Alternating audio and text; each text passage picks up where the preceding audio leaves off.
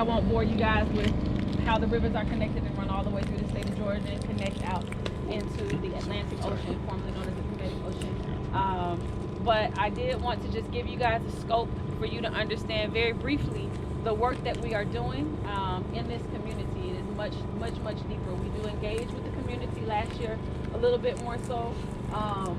Most of the residents are likely to experience displacement, and it's pretty much already starting, but we want to do our due diligence of maintaining the space, because it's not enough to deal with the environment, but you have to deal with the people that are a part of it. So we did have planned a stream cleanup at the South River, since we're in the watershed. It is icy cold.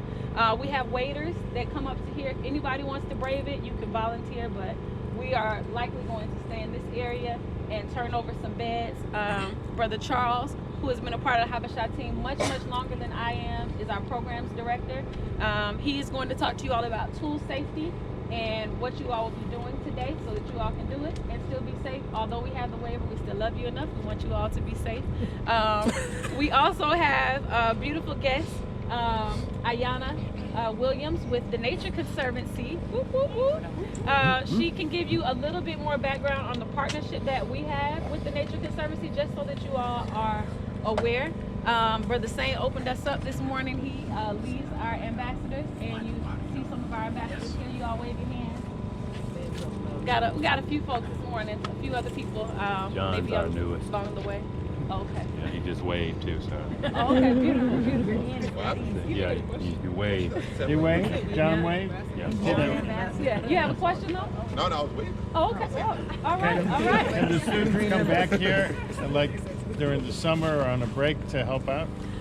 We have a schedule. We would love to, if you all contact us, we will have some ambassadors still doing work in this community and around Metro Atlanta. So we would love to have you guys volunteer. Just let us know before you come, and we'll work you guys in. Could you tell us a little bit about this community and also who John Lewis is? Not everybody knows that, believe it or not. Oh, wow. Who knows who John Lewis is? Raise your hand. Who doesn't? You can, okay. Okay, well, you all are familiar with MLK, right? And I think this evening you all are going to be meeting with one of his hardest hitters and pushers. Well, the daughter of one of his hardest hitters and pushers, Hosea Williams. But John Lewis was at the forefront. He actually ended up getting his head cracked in the across, I think, Edmund Pettus Bridge. He is a congressman and has been so for how many years? I mean, forever. He has not left. He won't go. But he has been a champion of civil and human rights. I think oftentimes when people talk about civil rights, they miss that human component, and it's not.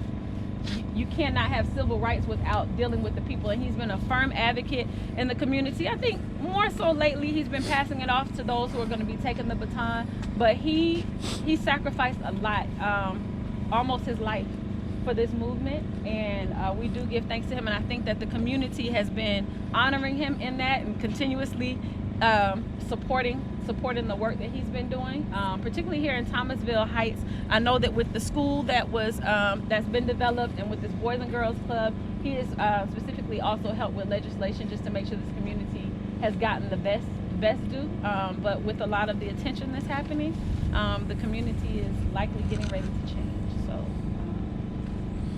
we say that it's a bittersweet moment, but that's the reality of it. But I would encourage you all, if you'd like to learn any more about him and the works that he's doing, to make sure that you guys Google him or ask some questions.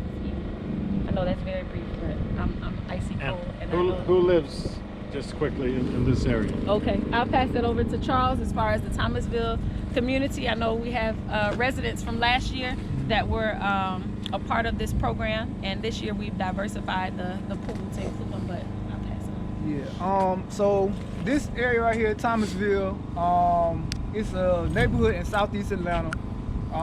Who's familiar with the term environmental justice, or environmental injustice, or environmental racism, right? So historically, this community has experienced a lot of that.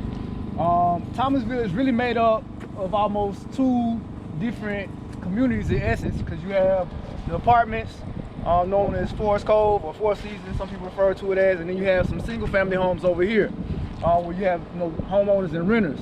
But this somewhat of a divide just because that's how it is. And so what we really are working to do is, one, foster a little more sense of community. But I say Thomasville is a victim of environmental racism and environmental injustice because it's really a community that is surrounded by, one, a lot of industrial parks, right? So you know, a lot of pollution that runs off into the waterways, into the watershed. Also, the federal prison is just down the street. And then you have a lot of landfills, right? Former landfills. You have about 5 landfills that surround this community. So you combine all that together, and it really doesn't offer much to residents of this community. But one thing that Thomasville does have, in addition to some very resilient people, is a lot of green space, right? So our mission is really to bring those two together, right? To get people who live in these communities engaged in the green spaces so that they can not only sustain their environment, but be able to sustain themselves by sustaining their environment, which to us is one of the most natural ways to live it. So we do have some residents of Thomasville. Y'all can share y'all experiences. They live here. They deal with a lot of the issues. They know what's going on. Like I say, the federal prison, they hear gunshots from the firing range. They hear gunshots from the community. It's pollution. Like, I'll pass it to them because I don't live in Thomasville. I work here. They live here and work here. Hey everybody, I met a couple of you guys. I'm Adrika. Yeah. We are just residents just dealing with a lot of, like he said, regentrification is coming, taking over the neighborhood. So we have over 300 families, along with myself, that are being victims of this regentrification that's taking place. Habashah came into the community and pretty much enlightened us on like the nature, the natural spaces around us, and how to sustain our lives and how to sustain ourselves, and the importance of just life around us itself. I've been in the program for 6 months, and I could see the growth and change in myself, like in the glow. Learning about the different water streams and the ecosystem, and green infrastructure, and just how it always go back to humanity, like just dealing with people, different varieties of people.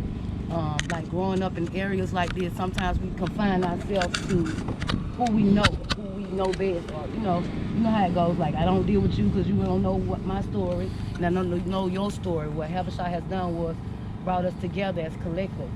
Give us a chance and the opportunities that some close us out on. Because when you live in areas like this, it's you get caught up in the statistics. I can't even say it this morning, but it's a great program. Like, I appreciate what I've learned, what I'm doing. Appreciate you guys coming and welcoming you guys. Like I said, I spoke to a couple of you guys.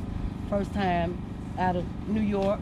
I can't wait till I can get out of Georgia and do this work that I'm learning now, and then go back abroad and do the same work that I'm learning with the Habashah team. Thank you.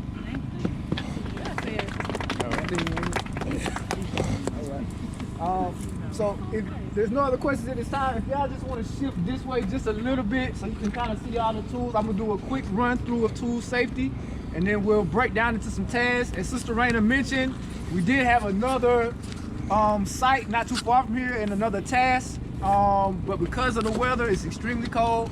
We may all just stay here, which what that means is it may not be enough tools for everybody. We may have to double up on some tasks and stuff, so it may